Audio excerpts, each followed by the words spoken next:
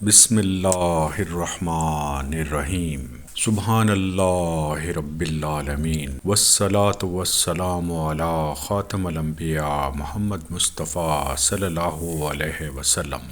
بسم اللہ الرحمن الرحیم الحمد للہ رب العالمین الرحمن الرحیم مالک یوم الدین ایاک نعبد و ایاک نستعین اہدنا الصراط المستقیم صراط الذین انعمت علیہم غیر المغضوب علیہم ولا الضالین آمین۔ خواتین و حضرات السلام علیکم۔ آج انشاءاللہ ہم سورہ آل عمران کی 31 اور 32 آیت کا مطالعہ کریں گے۔ یہ بہت اہم آیات ہیں۔ اگر ایک آدمی کو قرآن کی سمجھ ہے اور قرآن کو سمجھ سکتا ہے اور اس کے بعد وہ ان آیات کا مطالعہ کرتا ہے تو اس میں پورا دین جو ہے وہ کور کر دیا گیا ہے۔ اور یہی قرآن کی خوبصورتی ہے کہ بہت بڑے بڑے سبجیکٹس کو چند لائنوں میں قرآن کور کر دیتا ہے۔ یہاں پہ اللہ تعالیٰ کا ارشاد ہے، کہہ دیجئے اگر تم اللہ سے محبت رکھتے ہو تو میری تابعداری کرو، اور خود اللہ تعالیٰ تم سے محبت فرمائیں گے اور تمہارے گناہ معاف فرما دیں گے۔ اللہ تعالیٰ بہت بخشنے والے اور مہربان ہیں۔ سورہ آل عمران 32 آیت۔ کہہ دیجئے اللہ تعالیٰ اور رسول کی اطاعت کرو، اگر یہ منہ پھیر لیں تو بے شک اللہ تعالیٰ کافروں سے محبت نہیں کرتے۔ تو خواتین و حضرات، حکم یہ ہے کہ آپ نے اللہ کے رسول کو فالو کرنا ہے۔ اگر آپ یہ کریں گے اور اللہ تعالیٰ کی اور اللہ تعالیٰ کے رسول کی اطاعت کریں گے تو اللہ تعالیٰ آپ سے محبت کریں گے اور آپ کے گناہوں کو معاف کر دیں گے، کیونکہ اللہ تعالیٰ غفور و رحیم ہے۔ اور اگر کوئی اس اطاعت سے بغاوت کرے گا تو اللہ تعالیٰ جو ہیں وہ کفار سے محبت نہیں کرتے۔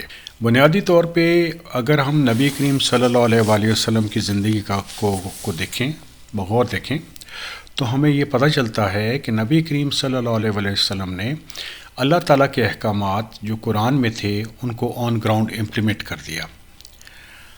اور آج کے دن بھی اگر کوئی باقی اللہ کے رسول اللہ تعالیٰ سے محبت کرنا چاہتا ہے تو اس کو چاہیے کہ وہ اللہ کے رسول کو فالو کرے اور اللہ تعالیٰ کی اطاعت کرے اور اللہ تعالیٰ کے رسول حضرت محمد صلی اللہ علیہ وآلہ وسلم کی اطاعت کرے۔ اب ہم نے یہ سمجھنے کی کوشش کرنی ہے کہ بنیادی میسیج کیا تھا قرآن کا جو اللہ کے رسول نے آن گراؤنڈ امپلیمنٹ کیا۔ تو اس کے لیے میں یہ عرض کروں گا کہ اگر آپ سورہ العصر کا مطالعہ کریں تو آپ کو پتہ چلے گا کہ اسلام کا قرآن کا بیسک میسیج کیا تھا۔ اللہ تعالیٰ کا ارشاد ہے، وَالْعَصْرِ إِنَّ الْإِنسَانَ لَفِي خُسْرٍ إِلَّا الَّذِينَ آمَنُوا وَعَمِلُوا الصَّالِحَاتِ وَتَوَاصَوْا بِالْحَقِّ وَتَوَاصَوْا بِالصَّبْرِ۔ زمانے کی قسم انسان خسارے میں ہے سوائے ان لوگوں کے جو ایمان لائے، جنہوں نے عمل صالح کیا، حق کی تلقین کی اور صبر کی تلقین کی۔ خواتین و حضرات، آپ کو یہ 4 پیپرز پاس کرنے ہیں۔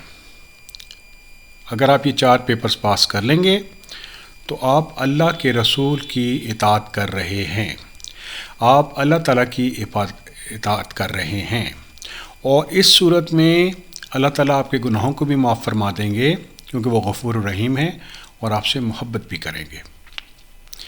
اطاعت رسول ہی اسلام ہے، کیونکہ اللہ کے رسول اللہ کی اطاعت کرتے تھے دین کے معاملات میں مکمل طور پہ، اور جو احکامات ان کو آتے تھے آسمان سے وہ اس کو آن گراؤنڈ امپلیمنٹ کرتے تھے۔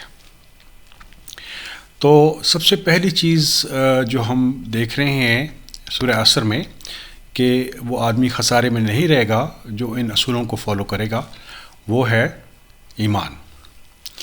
ایمان جو ہے اس کی ڈیفینیشن اگر ہم پڑھیں تو سورہ البقرہ میں پہلی 5 آیات میں بھی لکھی ہوئی ہے، اور اس کے بعد اس کی ایکسپلینیشن 177 آیت میں بھی لکھی ہوئی ہے۔ وہاں اللہ تعالیٰ کا ارشاد ہے کہ آپ اللہ تعالیٰ پہ ایمان لائیں، یوم آخرت پہ ایمان لائیں، اللہ تعالیٰ کے فرشتوں پہ، کتابوں پہ اور رسولوں پر ایمان لائیں۔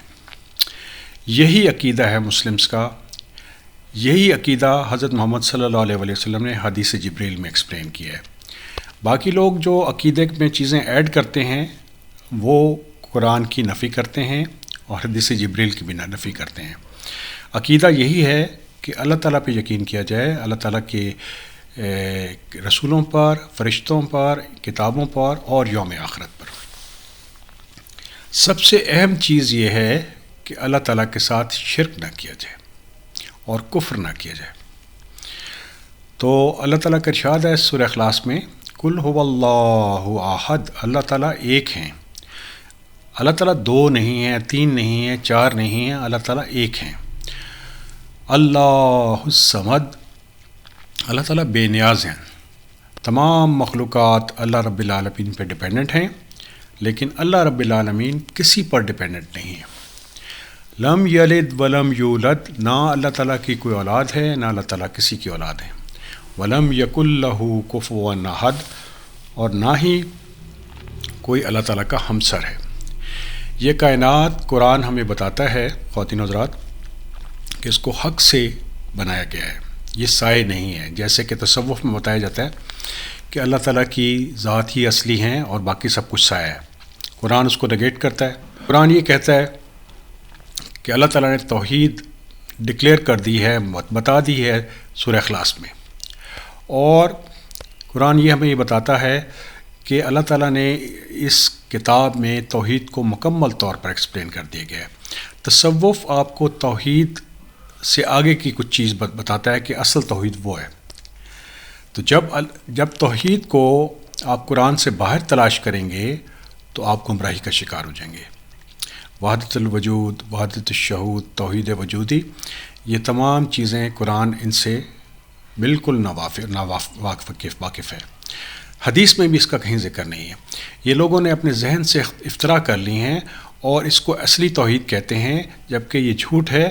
اصلی توحید وہی ہے کہ اللہ تعالیٰ کا ارشاد ہے ایاک نعبد و ایاک نستعین، کہ میری ہی عبادت کرو اور مجھ سے ہی مدد مانگو۔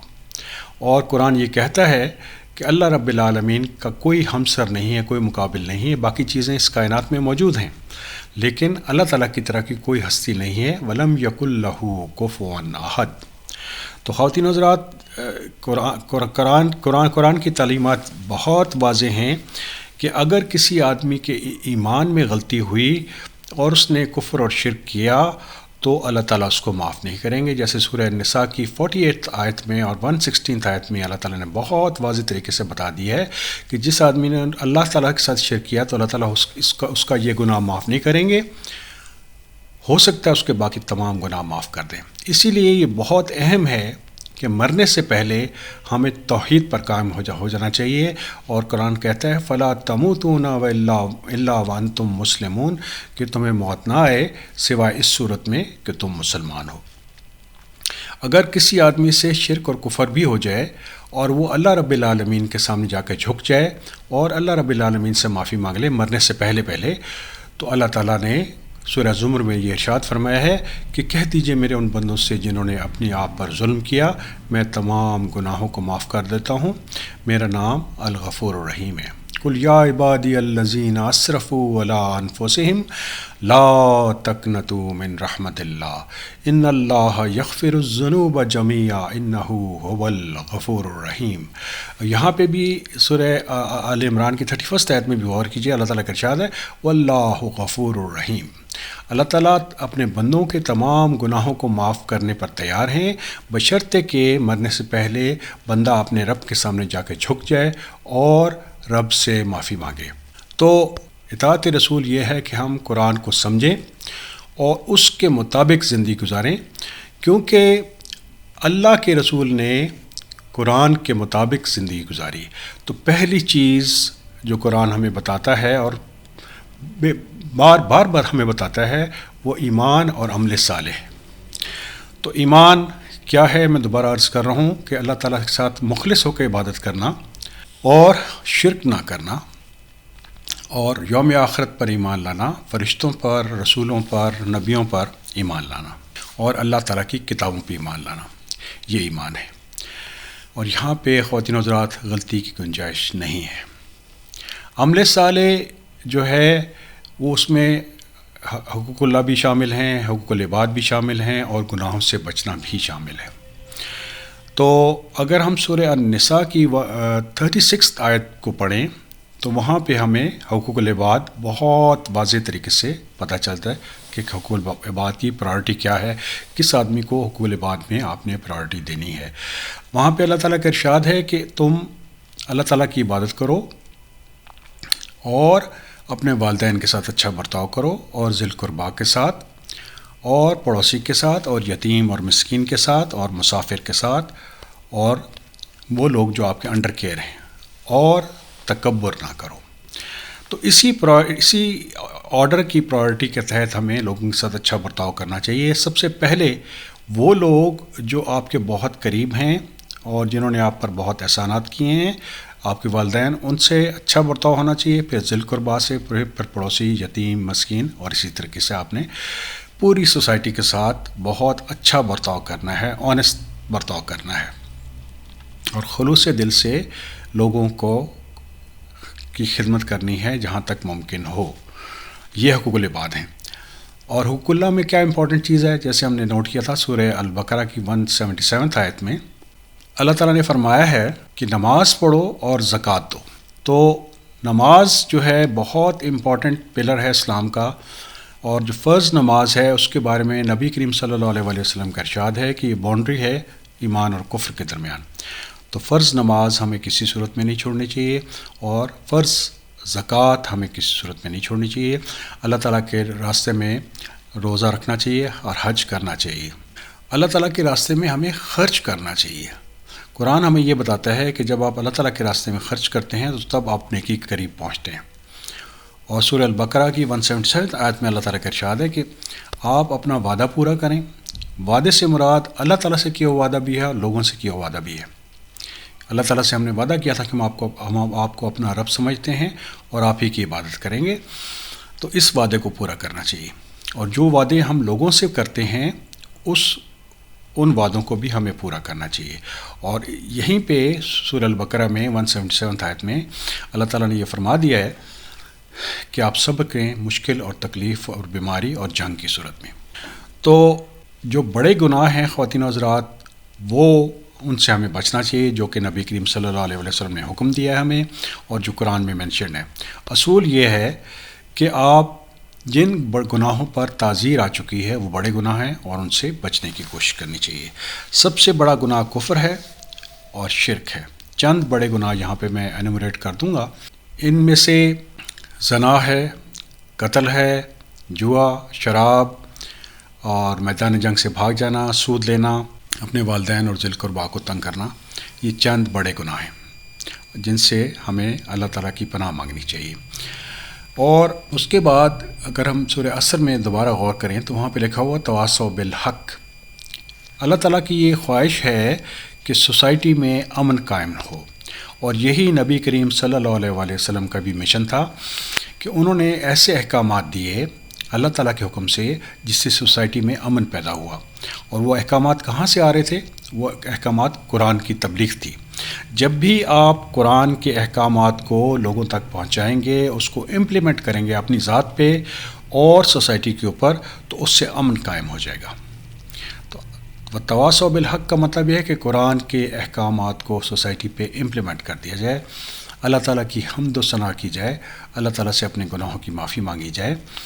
اور اگر اللہ تعالیٰ کے اس مشن پہ چلتے ہوئے جہاد اور قتال بھی کرنا پڑے اس تبلیغی مشن پر، تو آپ کو جہاد اور قتال بھی کرنا چاہیے۔ اور اس کے بعد اللہ تعالیٰ کا ارشاد ہے کہ وَتَوَاصَوْا بِالصَّبْرِ، صبر سے مراد یہ ہے کہ اللہ تعالیٰ نے آپ کو یہ حکم دیا ہے کہ مشکل اور تکلیف میں صبر کریں۔ تو خواتین حضرات، صبر جو ہے وہ ایکٹیو فینومینا ہے، پیسو فینومینا نہیں ہے۔ اگر تکلیف بھی ہو رہی ہو تو بھی آپ نے اللہ تعالیٰ کا راستہ، اللہ تعالیٰ کے رسول کا راستہ نہیں چھوڑنا، اسی میں کامیابی ہے۔ اگر آپ اللہ کے رسول کو فالو کریں گے، اللہ کے رسول کی بات مانیں گے، اللہ تعالیٰ کے احکامات کو مانیں گے، اللہ تعالیٰ کے رسول کے احکامات کو مانیں گے، تو اس صورت میں اللہ تعالیٰ خود آپ سے محبت فرمائیں گے اور آپ کے گناہوں کو معاف فرما دیں گے، اور اللہ تعالیٰ بہت غفور الرحیم ہے۔ تو خواتین و حضرات، بیسک میسیج جو ہم ان دو آیات سے سمجھے ہیں، آتی اللہ و آتی الرسول سے مراد یہ ہے کہ ہم قرآن کو پہلے سمجھیں، اس کے مطابق اپنی زندگی گزاریں، کیونکہ نبی کریم صلی اللہ علیہ وآلہ وسلم کی مقدس زندگی قرآن پر ہی بیس تھی، اور انہوں نے جو احکامات دیے وہ قرآن کی ہدایت کے مطابق تھے۔